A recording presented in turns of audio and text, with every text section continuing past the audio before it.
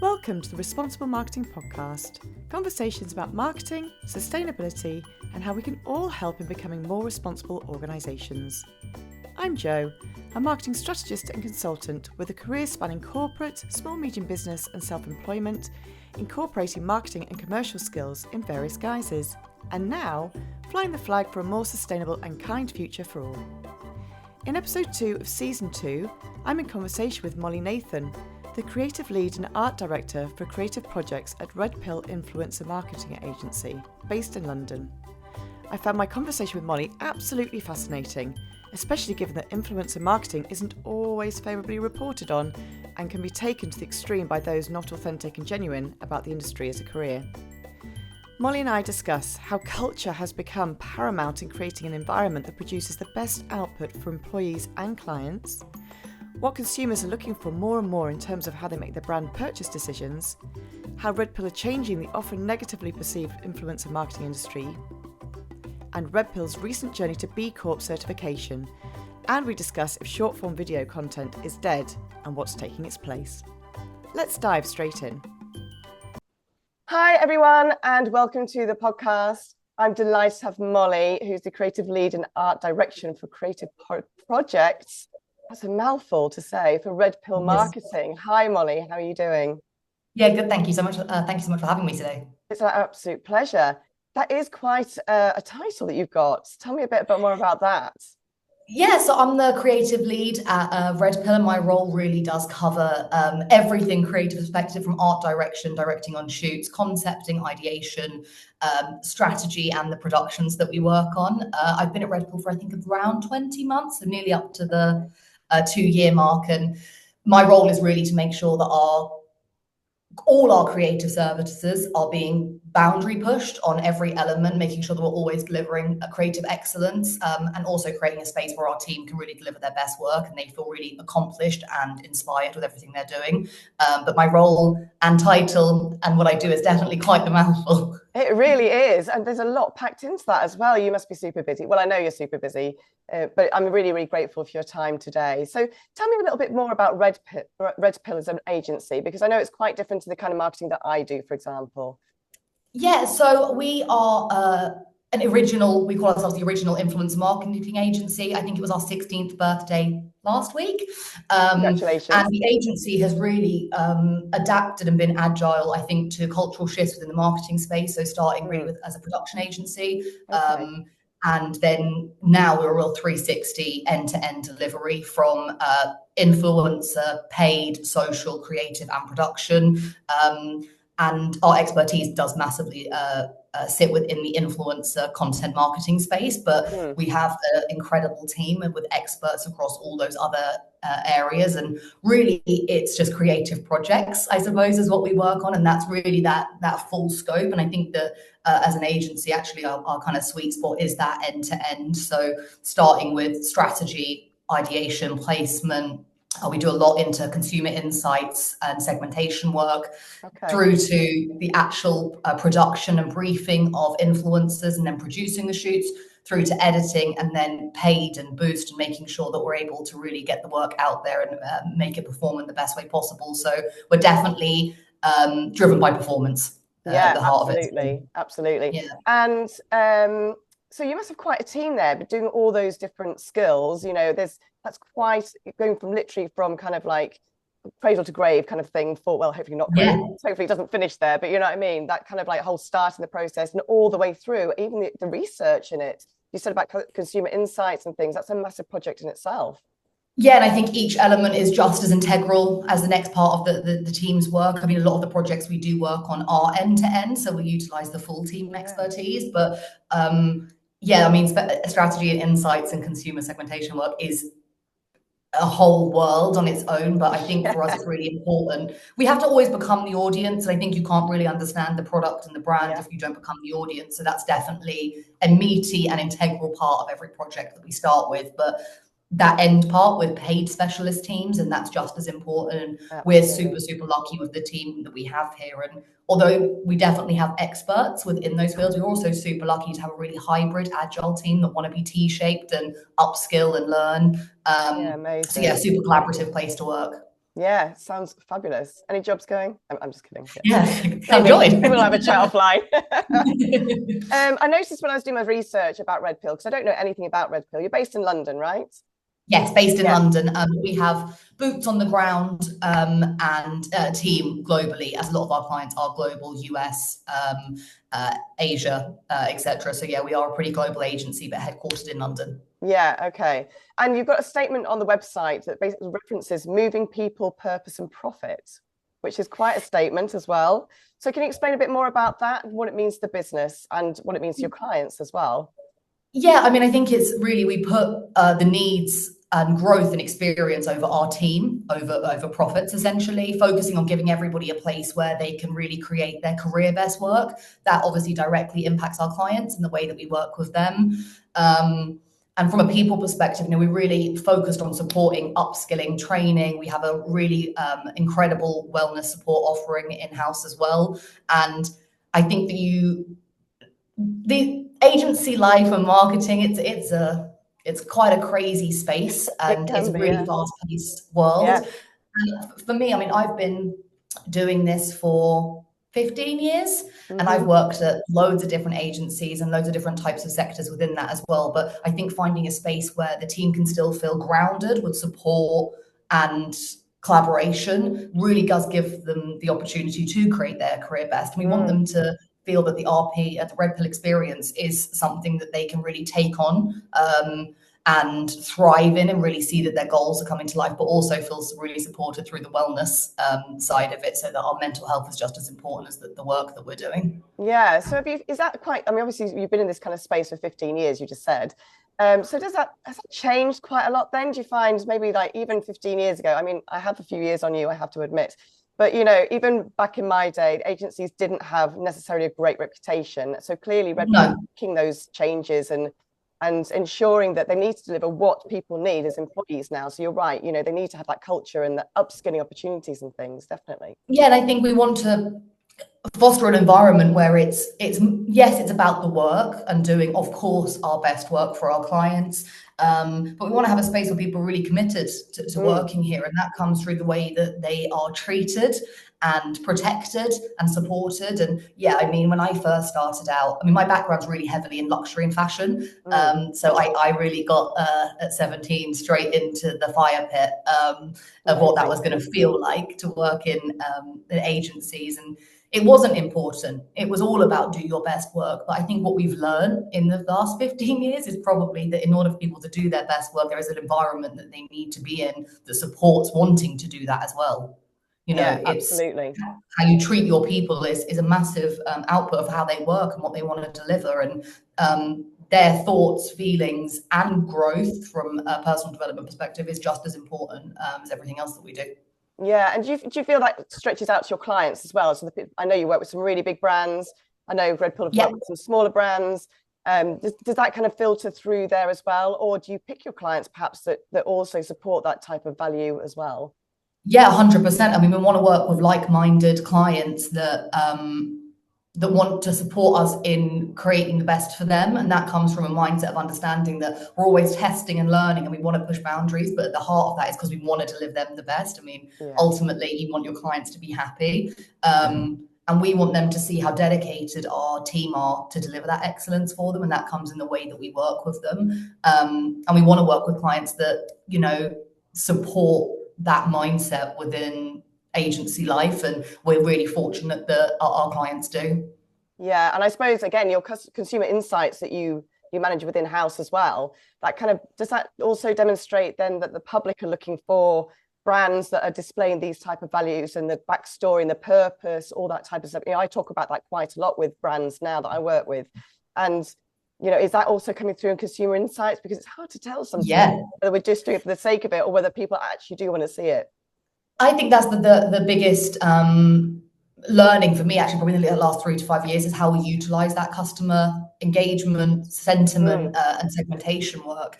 It gives us rationale, but it also, all those learnings, then you do have to take them in-house because you see what the people in those audiences want and how they want to be spoken to. Consumers are savvier than ever. They can pull apart. They want to have transparency, authenticity in it. And that comes from how we work with our clients. We want to have honest, open conversations. And that type of collaboration is fostered in an environment, I think, where we are utilizing the actual minds and thoughts and desires of those audiences. And of course, internally, we're a real mixed team as well in where we're from, how we work, our backgrounds, our ages, and I think making sure that the environment works for everybody. There's not a kind of one size fits all approach. And I think that's from client side and internal. Yeah, it's amazing. It's so refreshing to hear, actually. I find, marketing, I suppose, is a bit of a juxtaposition versus responsibility of business, because obviously we're promoting consumerism all the time. So I'm kind of like finding it quite a tough one at the moment with my own industry, as obviously you're involved in as well, thinking, well, how do we change this narrative of marketing and how we speak to people? But people obviously are that as well. So it's good to know that actually the changes we're making slowly within the industry are what the people want to hear and what they need to hear, to continue those relationships, make them deeper, more meaningful. I think it's that part, isn't it? Is making it more meaningful. Just because it's advertising, just because it's targeted, just because it's selling something as a product, it doesn't mean that it needs to take away from human stories, human connections. I think we see that a lot through more peer-to-peer groups, and TikTok is an amazing place where you get to see the communities fostering themselves in the comment sections. And I think that as those platforms have become so conversational, it's kind of forced the ad agency side of it for us to think about how they really want to be spoken to and how do we be transparent with our messaging. And for me, it's such a massive change from where I started, and it was really traditional and print and big bold messaging, and it wasn't about the people and what they wanted to hear. It's the dream that you were selling them, and we are moving away from that. And I think every 3 to 6 months, we see another shift in perspective about being more organic and transparent. I don't think it matters what the product is. Yeah, definitely about authenticity these days, isn't it? Yeah, doing what you do. Yeah, clearly. Yeah, and being open to it. Absolutely. So that's quite a big, but going back to the people, purpose and profit statement, that's quite a big value that you hold within the business. What other values sit alongside that? What does Red Pill stand for?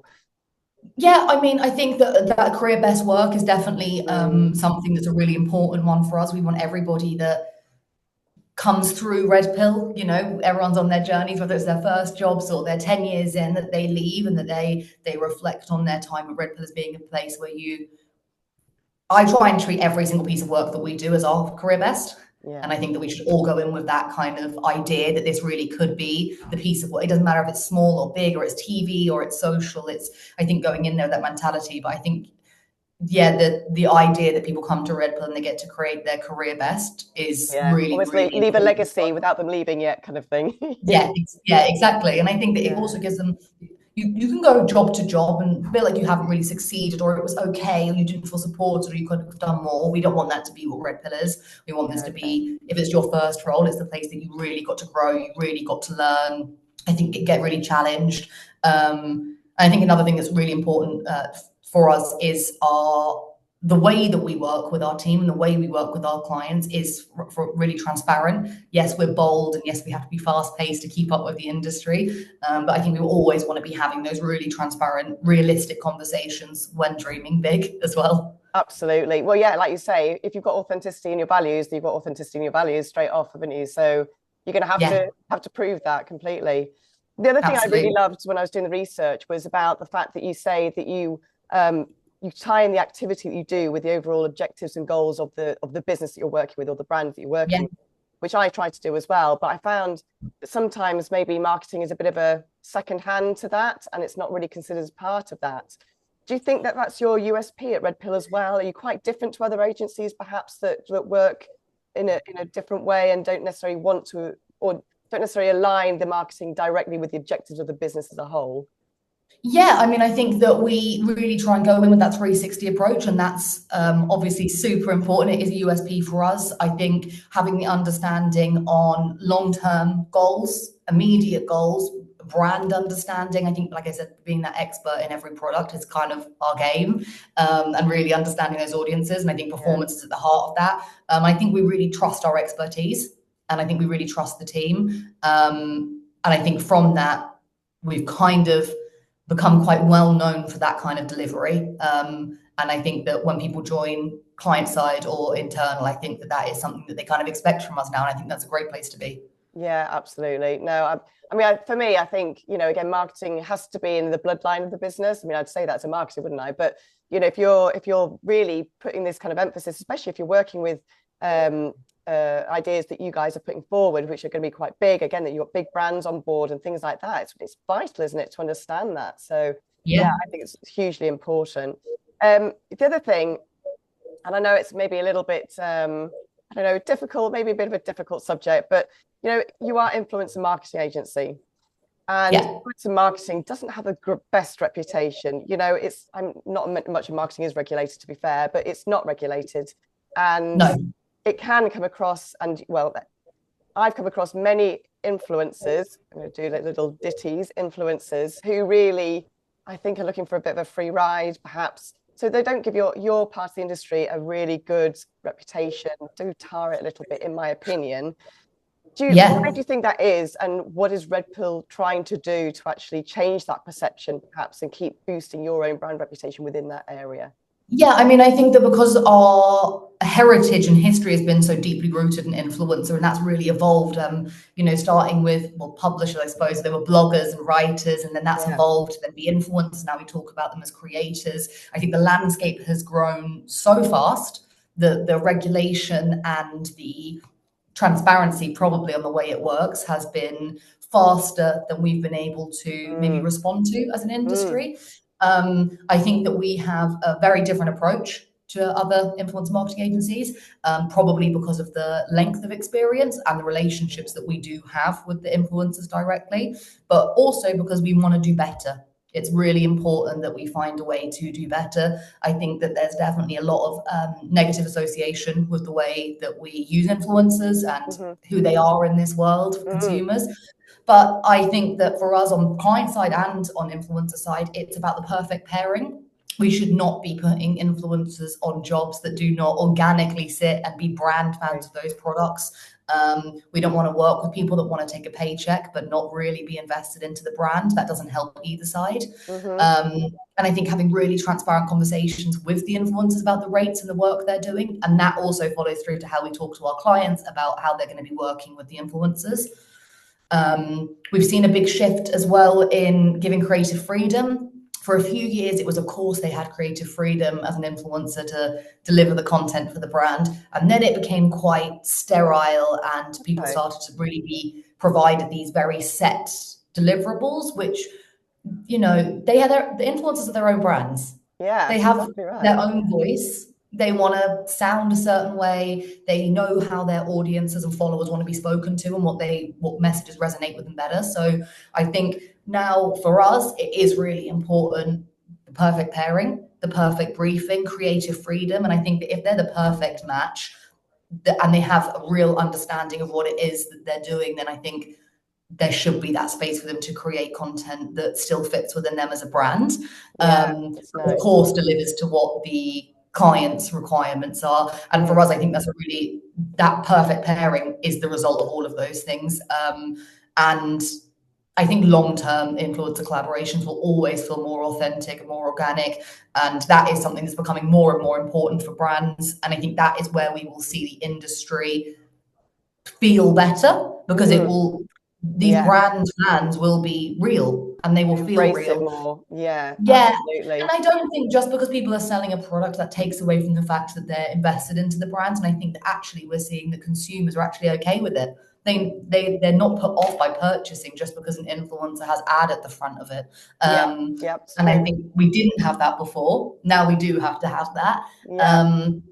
So I think it's just constantly kind of evolving. It's the reputation of the influencer as well, isn't it? So, I mean, we don't need to go into details, but there are numerous cases of an influencer suddenly being pulled up for something or not actually using the product or whatever else. So how just for those people who are listening and watching, how does influencer work for you? Influencer kind of pools work for you? Do you have a pool of influencers that you have on the books all the time and you just see what the requirement is from the client and therefore pick the influencer accordingly and have those discussions, making sure they're up for it? And so it really depends project to project. We actually do have our exclusive network. So we represent 15, I believe, at the moment on our exclusive roster. So we are responsible for supporting them with their careers, which is outside of just booking them, jobs through our clients. It's bigger than that.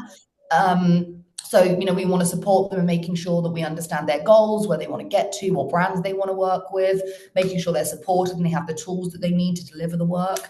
But we also have a huge global footprint of influencers that we work with and know. And then outside of that, we work with lots of other talent agencies and direct with the influencers. So really it depends on the brief, because the scope, there is an influencer in every pocket of the world that sits for every sector and product you could ever imagine, and they'll be the perfect person for it. Sometimes it comes down to the look and feel, the type of content. Sometimes it's more about brand messaging, and I think always finding that mix. But we're pretty hands-on with the briefing process and making sure that all parties are aligned on that they are in fact a brand fan, that they love the product, they want to try it, they have tried it, that we support from understanding the product messaging, and then also there for any creative support as well. I mean, creator content is a forever evolving trendscape that you can't quite keep up with. So it's our job to support them as much as it is deliver it to the client. And I think that our clients see that we have such close relationships and such a good way of working with talent that we're really comfortable with the way that we deliver, because we are there to help them. Yeah, so it goes back to your kind of authenticity and transparency values in the end as well, doesn't it? So like you say, working client side or influencer side makes no difference. You need to make sure it's right for the project. It's the project delivery actually that affects your reputation within the project as well as everything else, doesn't it? So and I think you want everyone to be happy, and you want everyone to feel comfortable and supported. Of course, we are a business, and we do have to deliver what we've promised. But I think if we cultivate these relationships on both sides that feel like we can be transparent, then you're starting in a great place. Yeah, definitely. And just on that kind of responsibility, or taking responsibility for that kind of part of the industry again, and how you work and the transparency and authenticity of that, you're now making a pledge to become a B Corp, which is great. Yes. Yeah. So you're going to demonstrate obviously supporting the planet and people and profit and all those kind of ESG pillars. So how's that come about? Like, who started that kind of pledge? How's the journey going? Has it been a nightmare? Has it been like a completely brilliant experience? Tell us a bit about that. I mean, I think from our wellness and people team, it's been a massive achievement for us to gain B Corp certification. For all of us internally, it's been massive, but they've definitely taken the legwork. It's taken, I think, 16 to 18 months. So it's been a huge project that everyone's been involved in, but definitely our wellness and people team have been leading the way. But it is a desire and an achievement for all of us. I think it felt like such a monumental moment. Because it kind of, it's one of those things that goes on for so long and you're just like, this could be amazing. And I think it's just testament to our dedication to creating a positive environmental and social impact. And it really falls down again to our sustainability and employee well-being missions. And I think that only enhances it. But really, we want to raise the bar in the industry, and we want to be leaders, and we want to make sure that we have a voice and we have a space for our clients to see the work that we are doing outside of just our advertising and marketing delivery. And for us, it's really a kind of center pole, I think, for the agency's values is the B Corp certification. It really is everything that we want to be able to continue. It's obviously, it's a huge milestone, but it is just the beginning. And I think our B Corp journey will continue to grow, and the wellness people team will continue to find new initiatives that we can continue to support. Yeah, I love the fact you said it's just the beginning. It really is, because, like you say, it's a huge milestone to achieve that. So congratulations to Red Pill Marketing, by the way. But yeah, it is just a stepping stone towards something more. And, my podcast for this is all about businesses becoming more responsible, whether that is through profit, people, or planet, whatever it might be, however you progress, whatever steps you can manage. And there are a lot of businesses who either couldn't achieve B Corp or don't want to achieve it for whatever reason, or don't want to pay because obviously it costs money.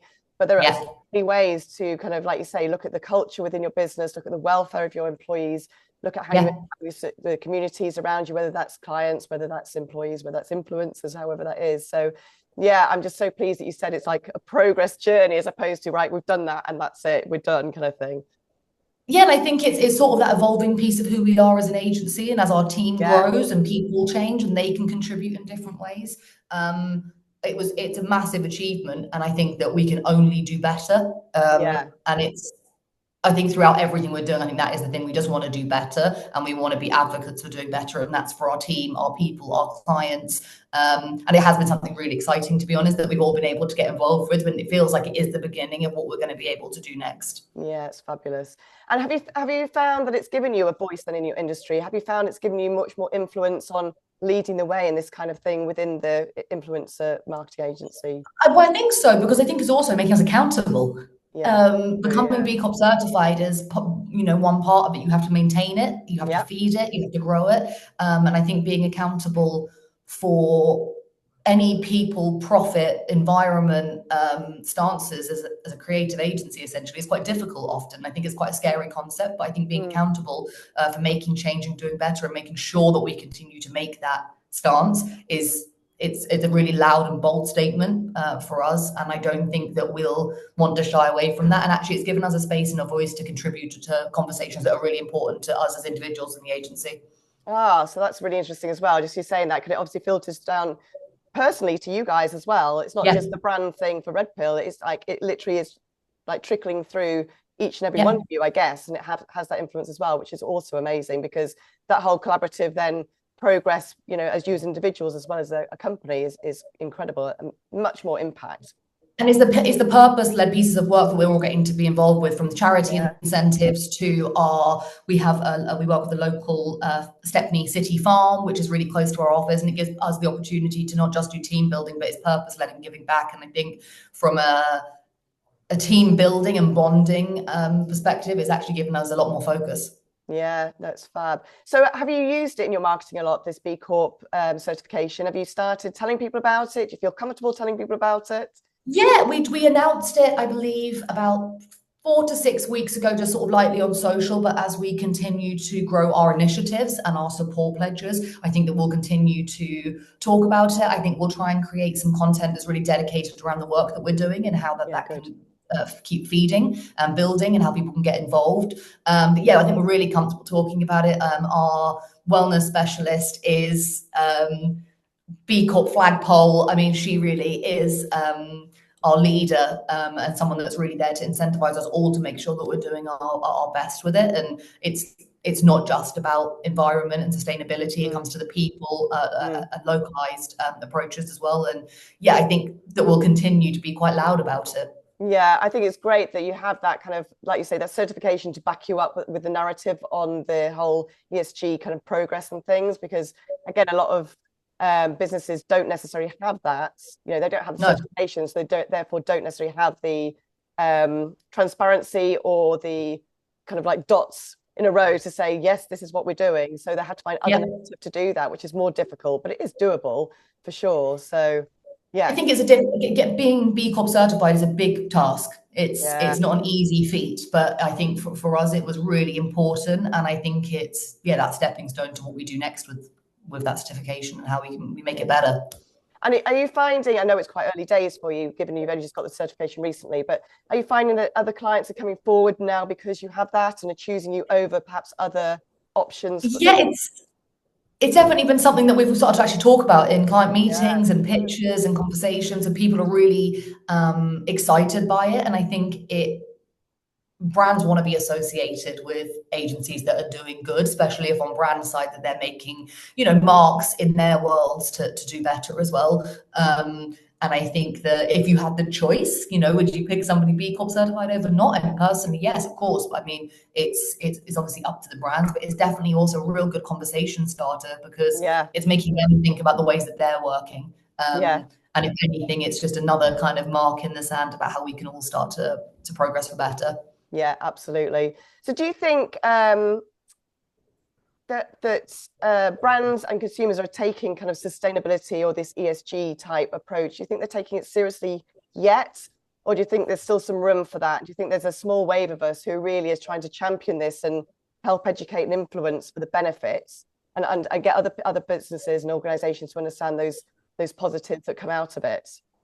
Yeah, I mean, I think that we are seeing more businesses and brands become more than just a tick box, right? They're not trying to just do that. Well, it's token and we've done it. I think we're seeing a lot of people want to come forward. I think we're not seeing enough, but I do think the influence of other agencies and companies being quite loud about the way that they're working and taking pledges towards sustainability and environmental and people within that. And I think this shouldn't be something that you tick box. This should be something you're invested in. This needs to be something that your team are invested in and your clients are. And I think that we will continue to see it grow, but I still think it's really reliant on, the people that will be bold, will be loud, and will talk about it.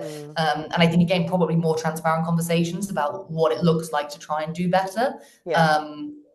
And not just from a cost perspective where it's expensive to do better, but why we should do it and how we can make it part of our day-to-day lives with our team and on the business side as well. Yeah, and it goes back again to what I said before about it doesn't have to be expensive. You know, there are lots of things that people are already doing, perhaps that is evidence, you know, within business. Yeah. And again, with the communities and all that kind of stuff that they can talk about. It's just having that proof of progress more than anything else. Yeah. So, you just need to start somewhere. And I think once you've committed to starting something, you're kind of on your way because you'll have a marker for what you want to succeed. Absolutely. So refreshing to have another marketer talk like that. I can't tell you. It's just brilliant. I love it. So back to marketing as a topic, if you like. I've read a few things. I liked your recent article about Christmas, by the way, about experiential. Oh, thank you. That was very good. Thank you. But also you've written something recently about the impending death of short form video.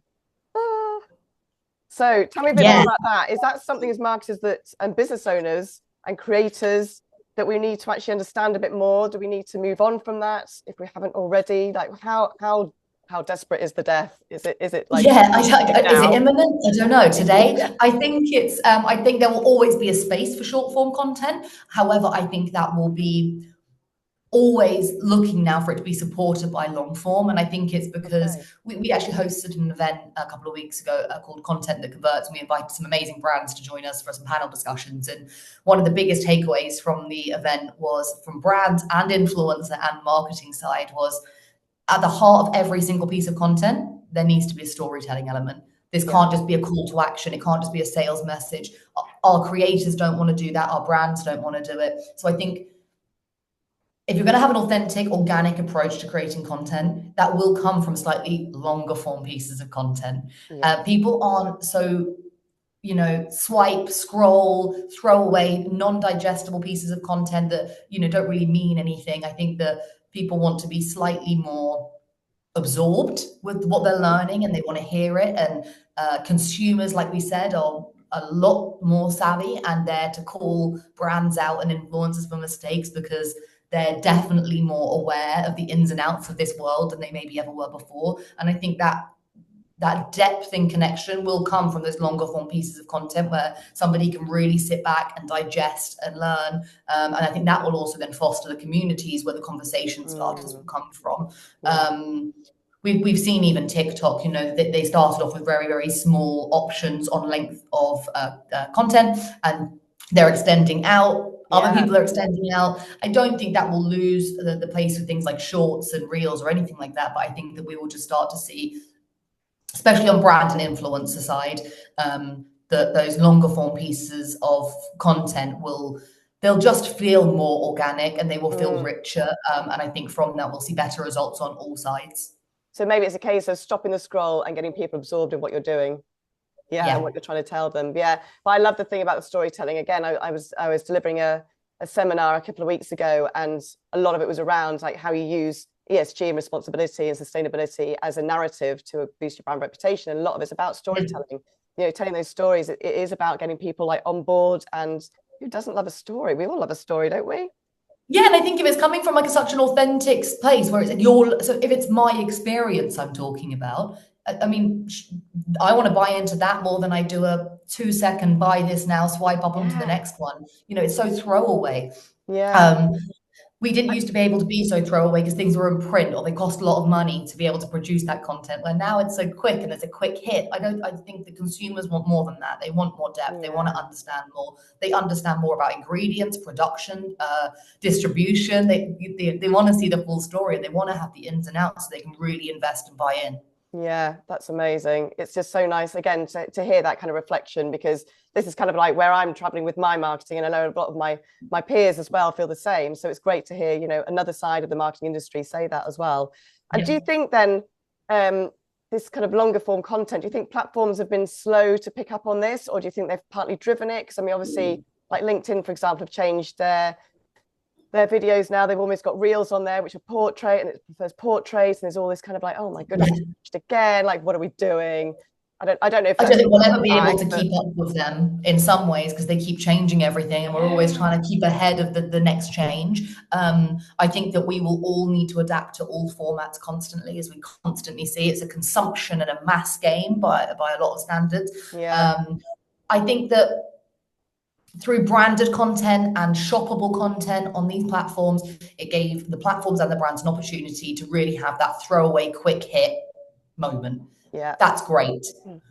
There will always be a space for that. I think where they're starting to see more results is off this longer form content. I think the brands essentially will start driving away and moving their focus off maybe from so much of a kind of throwaway mentality when it comes to content and that quantity of it. I mean, I think that YouTube will always be that platform. But that doesn't mean that there's not a space for long form on those other pieces, other platforms. But yeah, I think for us, we want our brands and our influencers to be able to really tell stories and not feel that it's CTA 5-second led sound bites, although there will always be a place for that. That can't be the only part of it. Yeah, agreed. Almost like backup to the longer form experience type thing. Yeah, definitely. Yeah. So apart from kind of like, I don't want to say the death of short form, because not quite, but maybe the backseat for short form for a little bit. Any other marketing predictions that you can share with us, or maybe one tip to springboard us SMEs with our marketing that you wouldn't mind sharing with us? Yeah, I mean, I think we've definitely touched on a few of them. Long form content, definitely, I feel like is going to be something that we see more and more brands do next year. I think it's an opportunity for us all to try and create deeper connections and meaningful pieces of content through the work that we're doing. Memorable, I think, is what we want to create next year. I think AI and generative tools, will see agencies and brands leveraging these, and not just to enhance efficiency, but also so we can test and learn and see how we can create tailored content, personalized experiences, and just give us an opportunity, I think, to kind of play with it a little bit more. And I think we as agencies need our brands and clients to allow us to do that as well, so that we can all kind of learn together about the way that we can use this in a way that's exciting and optimized.